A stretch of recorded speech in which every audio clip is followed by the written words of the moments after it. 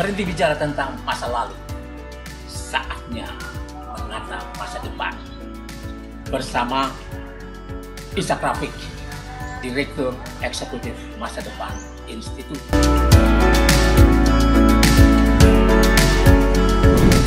Assalamualaikum warahmatullahi wabarakatuh. Saudara-saudara sekalian, Anda bersama Ishak Rafiq, Direktur Eksekutif Masa Depan Institut.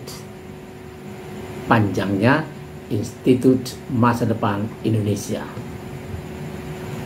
Kita lanjutkan pembicaraan kita masih di ranah politik. Menjelang akhir periode kedua Presiden Joko Widodo dan Ma'ruf Amin, kita masih mendapat kejutan-kejutan yang semua orang menjadi terperangah, menyangka bahwa tak akan ada lagi kejutan-kejutan karena sudah ada Presiden dan Wapres baru yang terpilih, yang dibenangkan oleh MK. Maka ke depan menjadi lebih ringan. Tapi ternyata tidak seperti itu. Kita mendapat kejutan. Yang pertama adalah kenaikan UKT yang dipicu oleh Permen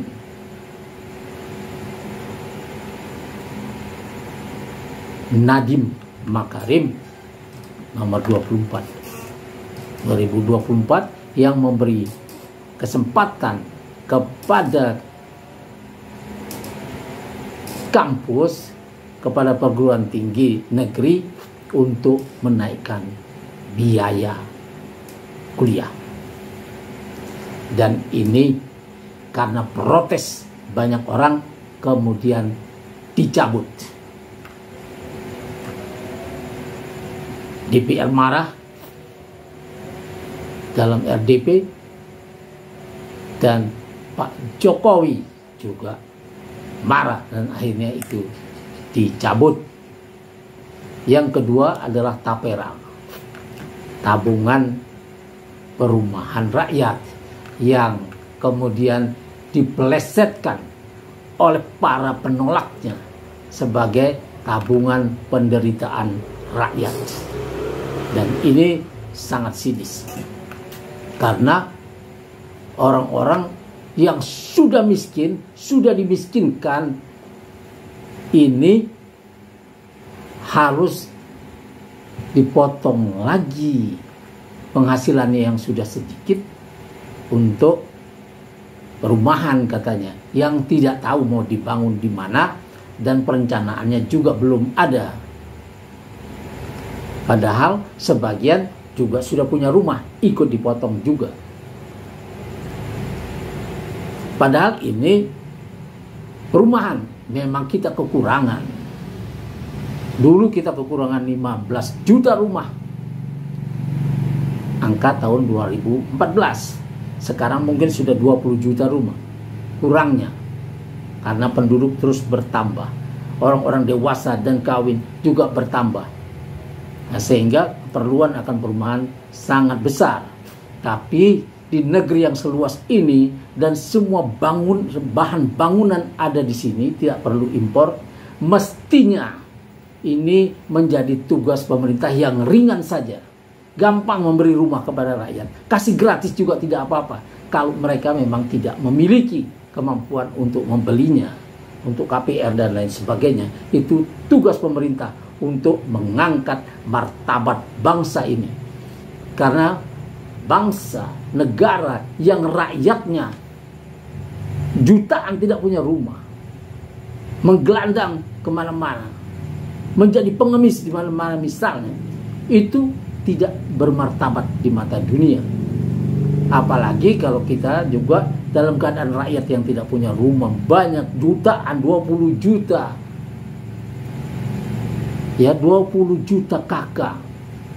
Itu kalau satu kakak isinya 4 orang, maka ada 80 juta orang Indonesia yang tidak punya rumah sendiri.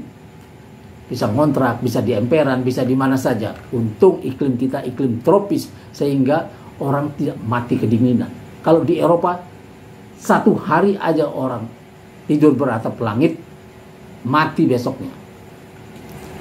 Karena menggigil, paru-parunya meledak.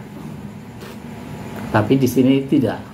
Dan ini pun karena protes banyak orang, kemudian dicabut. Nah, ini menunjukkan ya para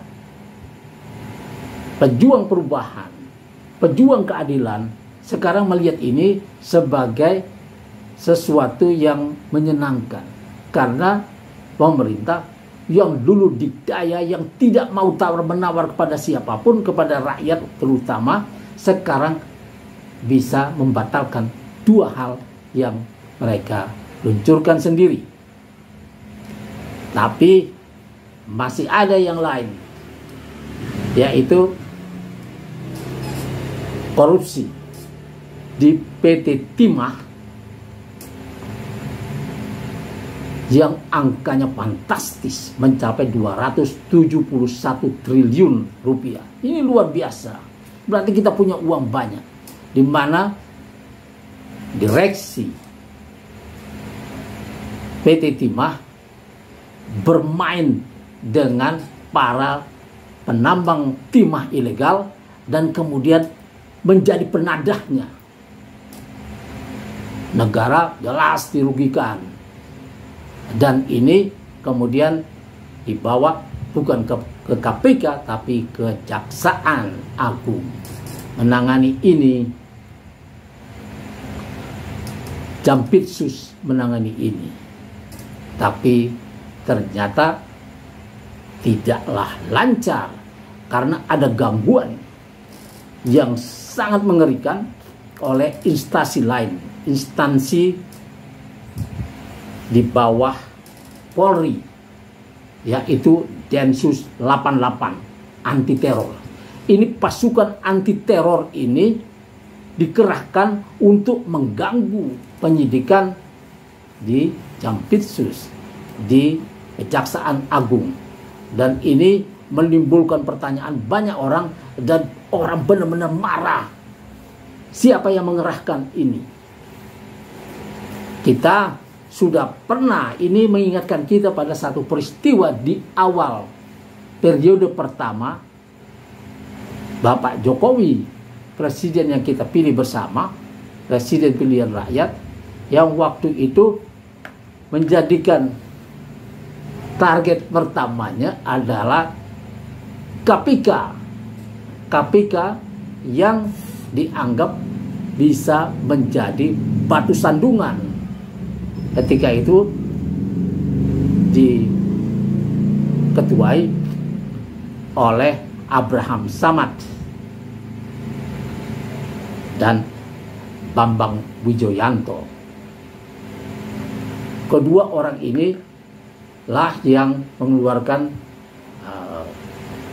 satu pernyataan yang menolak BG Budi Gunawan ketika itu sedang diplot mau jadi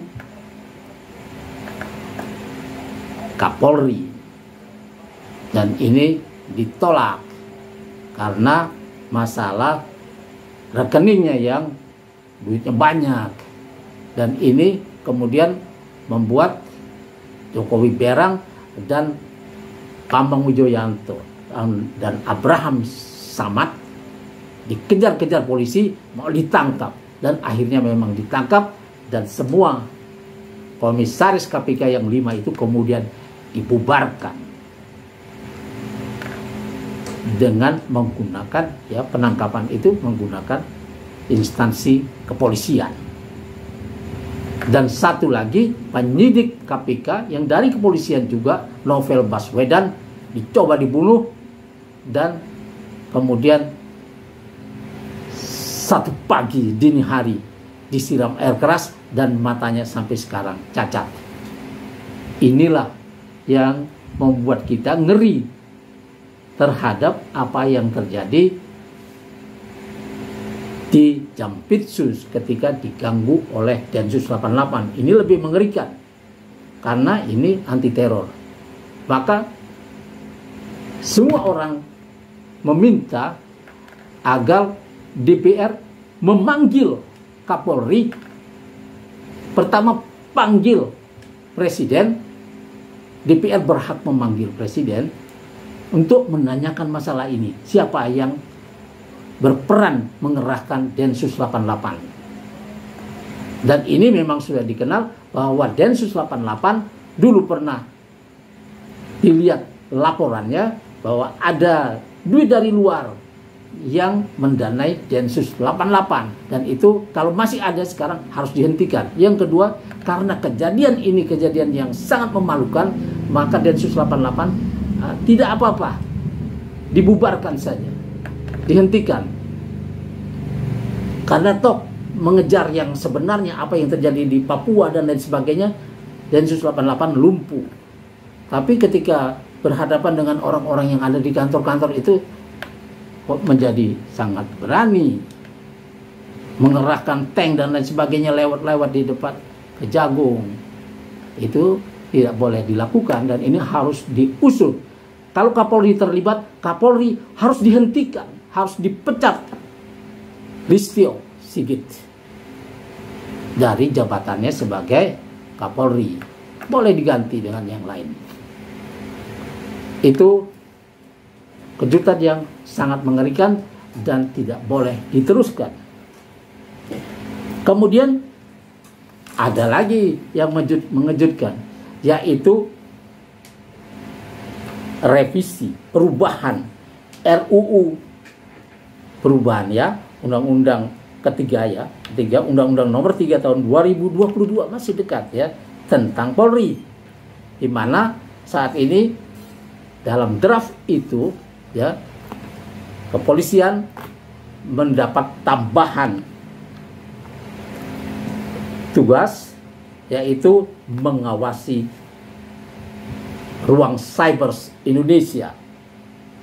Dia boleh melakukan pada pasal 14 itu punya wewenang pengawasan terhadap ruang cyber ya, pasal 14 ayat 1 huruf B. Ya, pasal 16 ayat 1 huruf Q lebih hebat lagi. Punya hak kepolisian ini, Polri, melakukan penindakan pemblokiran, pemutusan akses cyber internet, atau menghambat akses internet ya kepada ya terhadap orang-orang atau lembaga yang dicurigai demi keamanan. Dan ini bisa dicari-cari masalah keamanan ini. Dan sebetulnya masalah keamanan ini untuk hal-hal yang tidak terlihat bisa dilakukan oleh BIN dan juga punya tim cyber. Tidak usah sampai seperti ini. Dan ini seolah-olah setelah melakukan gangguan terhadap kejaksaan dalam memproses ya, menyidik korupsi di PT Timah, yang PT Timah bekerja sama dengan para penambang ilegal itu dan menjadi penadahnya, ini ketika mau disidik diganggu oleh kepolisian lewat Densus 88. Dan ini sekarang mendapat hadiah, kewenangannya ditambah. Nah, ini sangat mengerikan penambahan ini. Seolah-olah ya presiden yang tinggal 3 bulan saja ini ya tidak akan lebih dari 4 bulan sampai 20 Oktober mendatang pelantikan presiden baru ya, merasa tidak aman sehingga harus memberi kewenangan yang jauh lebih besar kepada Polri. Kemudian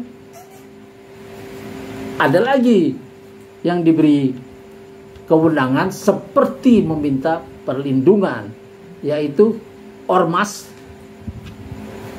dikasih wewenang ya untuk ya dikasih akses bisnis ke pertambangan ya. PP nomor 25 tahun 2024, kelompok-kelompok agama ini boleh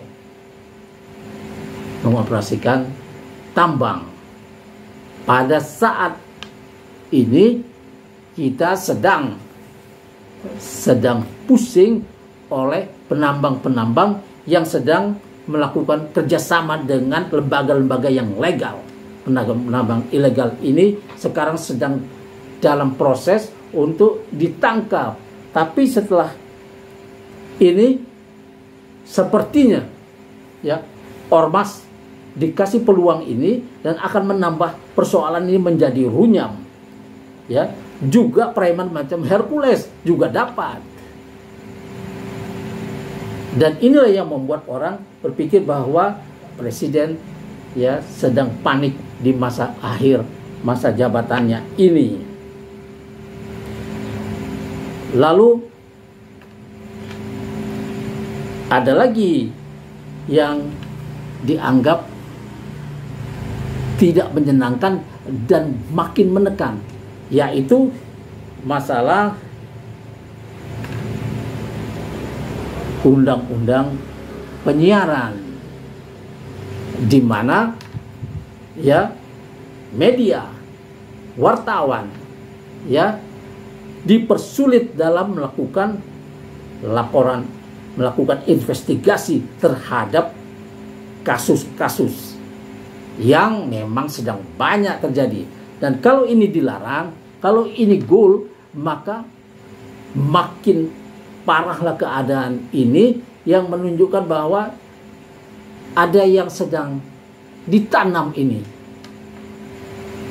Pemerintahan yang dianggap pemerintahan dinasti sekarang ini, yang sedang membangun dinasti ini, sedang mempersiapkan bom waktu, sehingga pemerintah baru nanti sejak 20 Oktober itu akan menghadapi kesulitan yang banyak, berhadapan dengan orang-orang yang sekarang seolah-olah sedang dirayu untuk mendukungnya, yaitu ormas untuk pertambangan ya, kemudian kepolisian ketika menghalangi penyidikan. Yang seperti ini sangat berbahaya untuk negara. Dan inilah yang seharusnya dilakukan oleh DPR, memanggil Presiden Jokowi untuk menanyakan ini. Mungkin saja banyak niat baik juga di dalamnya. Mungkin juga untuk distribusi kekayaan. Tapi sebetulnya ada cara yang lain. Ini entitas keagamaan. Tidak perlu cawe-cawe dalam urusan-urusan pertambangan, urusan-urusan bisnis yang mereka memang tidak pernah menanganinya. Saudara-saudara sekalian, kita cukupkan dulu di sini. Nanti kita akan sambung lagi. Wassalamualaikum warahmatullahi wabarakatuh.